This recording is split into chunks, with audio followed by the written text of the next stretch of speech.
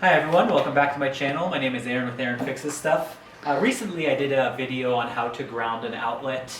The video that I did, or the setting I was doing it on, happened to be one that had a box that was a metal box that basically is connected to the ground. So in that case all we had to do was connect a pigtail from the outlet to the box, which then went to the ground. A lot of people commented and asked questions. What would you do if the box weren't metal or the box isn't grounded? How would you do it in that case? So it's pretty easy to spot if your ground or your outlet, is not grounded. Basically what you'll see is you'll just see the two wires and you won't see that exposed copper wire. So in this case we're going to kind of recreate that and then I'm going to do a video and explain how to solve the issue of your outlet not being grounded. Okay, so the way it works is basically you have your breaker box, so you have your panel and then you have your breaker, and then you have the first wire coming into the first outlet, and that is called the line. So the power is going in this direction, the breaker is over here, the power is coming in this direction into this outlet and then continuing to another outlet that is feeding off of it, and this one is called the load. And there's a difference between the two.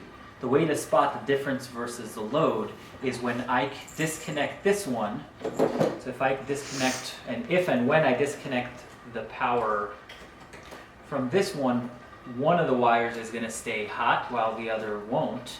The one that is no longer hot, obviously, is going to be the load because it has nothing to feed it. So for example,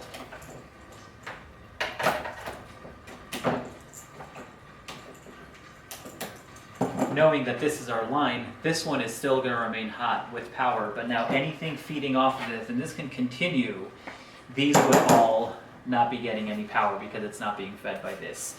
So how do you solve for the lack of ground? So basically, to explain, the reason you need a ground is what it does is it takes straight current and brings it down to the ground.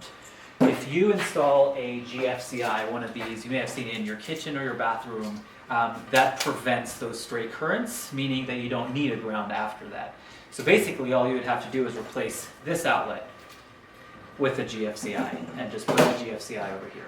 Now if you're not sure which one your line is and which one your load is and you don't want to mess with it, what you can do is you can replace every single outlet with a GFCI. So you have a GFCI here and another GFCI here, and you'd be good to go. But GFCIs are about $15, $18, $20 each. And if you don't want to be spending that money, once you put it on one, anything feeding off of this GFCI is going to be protected. So what we're going to do is we're going to connect this GFCI, and then anything beyond it is going to be protected by this GFCI. So connecting the outlet with the preferred one, first of all what you want to look at is, I don't know if it's going to show on camera, but in the back it's going to indicate line versus load. So you want to make sure that you're connecting your line to your line and then your load to your load. The copper screws are going to get the hot wire. The metallic or aluminum color screws are going to get the neutral wire. And then obviously this we're going to close because we don't have any ground wire. So that's going to be our thing. Now with these preferred ones, I like the preferred ones because in addition to the screw, they also have this little tab.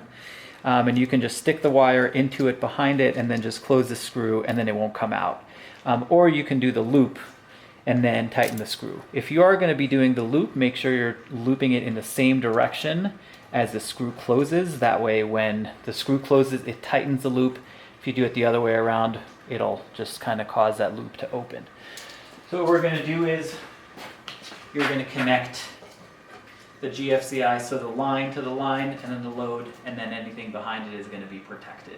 That's kind of the solution. So like I said, it doesn't necessarily ground this outlet. So if you test it with an outlet tester, you're still going to see the light for an open ground, but it is going to be protected by this GFCI and you won't need a ground for this. It's important to say that if you do this and you attach this GFCI over here, the GFCI comes with stickers. I don't know if you can see them, hopefully you can read them, but it's going to say that this one is going to be GFCI protected, and you're also going to put that there is no ground equipment over there.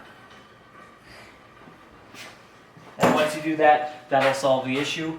I hope you found this video to be helpful. If you did, consider giving me a thumbs up, subscribing to my channel. I tried to make this diagram as clear as possible. My girlfriend, while filming it, said that she understood. Hopefully it was clear enough and easy enough for everyone to understand. If you have any questions, comments, feedback about what I did or what I didn't do, feel free to comment below, ask questions, any feedback. I always appreciate it. I appreciate your time, and have a good day.